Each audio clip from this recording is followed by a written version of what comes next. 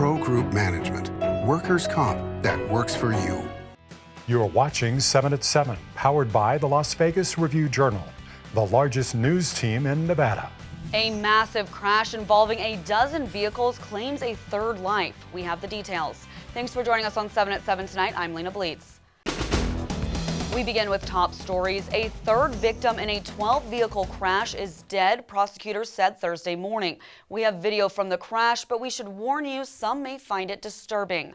19-year-old Jose Gutierrez already faces 2 counts of open murder, a count of attempted murder, and a count of battery with a deadly weapon resulting in substantial bodily harm in connection with the November 18th crash, according to court records. It was not immediately clear if he will face a third murder charge. His passenger and girlfriend, Adeline Duran Rincon, and a driver from another vehicle, Edward Garcia, died at the scene, according to an arrest report. During a court hearing Thursday, a judge denied a defense attorney's request to set bail for Gutierrez. A Clark County judge rejects the NFL's attempts to throw out a suit filed by former Raiders coach John Gruden. District Judge Joe Hardy denied 2 motions Wednesday that could have resulted in the case being dismissed. Gruden is suing the league and Commissioner Roger Goodell, saying leaked emails forced the Raiders to fire him. The NFL denies leaking the emails. The Nevada Supreme Court ruled in August that Gruden could not be forced into arbitration. UNLV plans a healing garden to memorialize a shooting that killed 3 professors and wounded a 4th. Renderings show the garden would be set up on the south side of the Barrick Museum of Art. A school official says it will feature trees and flowers from each victim's home country. UNLV interim president Chris Heavey tells the Review-Journal he sees the memorial serving as a calming spot as well as a place to remember the shooting. The concept will be unveiled at a ceremony Saturday to mark the 2nd anniversary of the tragedy. In weather, sponsored by Star Nursery, your garden's partner for every bloomin' thing. Clear skies ahead tonight as temperatures drop into the 40s and looking at reaching an overnight low of 40 degrees by around 6 a.m. Nothing but sunshine in the forecast for the next 3 days, ending the work week and shining through the weekend with no chance of rain ahead. So enjoy the outdoors, but remember your jacket for the cooler drops at night. Looking at a high of 62 and low of 42 for Friday, then up just a bit to a high of 65 and lows in the mid-40s for both Saturday and Sunday. And now for Vegas Nation and the latest on the Raiders. Just 1 day after the city of Las Vegas declared December 3rd Max Crosby Foundation Day, the Raiders defensive end is once again receiving an accolade, this time from his team. The defensive star is the club's winner for the 2025 Walter Payton NFL Man of the Year Award. For me, I've always wanted to just be a sponge of, information and learn and take from the greats. And, if you want to be like the greats, you got to do what the greats do. And I've constantly had that mindset, and I still do to this day. I'm constantly learning and figuring out, how to become the best version of myself. The national winner of the 2025 Walter Payton NFL Man of the Year Award will be announced during the NFL Honors Ceremony ahead of Super Bowl 60 on February 5th.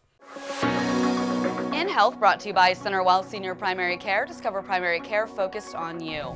As Wrangler National Finals Rodeo kicks off in Las Vegas, participants are dealing with a horse virus. Officials are taking extra precautions in response to equine herpes virus 1, which has forced some rodeos in Texas to be canceled. The virus can cause abortions in pregnant mares. South Point owner Michael Gahn says his casino has canceled 3 events associated with NFR as a result of the virus. But County Commissioner Jim Gibson says precautionary measures have been taken to make sure the horses are safe. In Business, brought to you by G Bank, your best banking experience ever.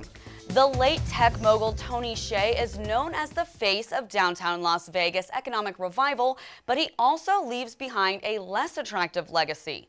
The former Zappos CEO died 5 years ago, leaving behind a vast real estate portfolio, including boarded-up motels that still sit vacant.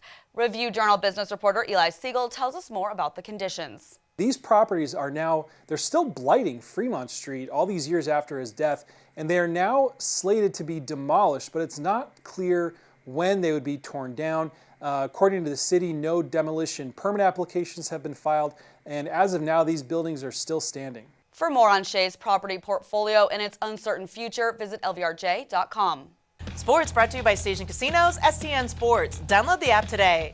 Bishop Gorman football star Jet Washington, a 5-star recruit and 24/7 Sports top safety in the class of 2026, signed his financial aid agreement, meaning a letter of intent, to play college football at Oregon on National Signing Day. 20 football athletes from across Southern Nevada have signed with Division I colleges. Among other notable commitments, Clark, two-way athlete Dre Pollard, a 3-star recruit, flipped his verbal commitment from Washington and signed with Stanford.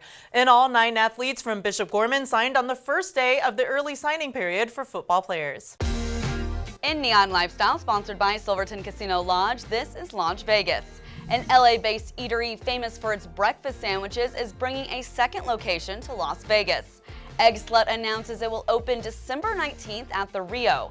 Its menu includes a dish called the Fairfax, featuring scrambled eggs, cheddar, onions, chives, and sriracha mayo. Egg Slut began as a food truck in Los Angeles in 2011 and now has restaurants in 3 countries, including the UK and Japan. Its first Vegas location opened in 2016 at the Cosmopolitan.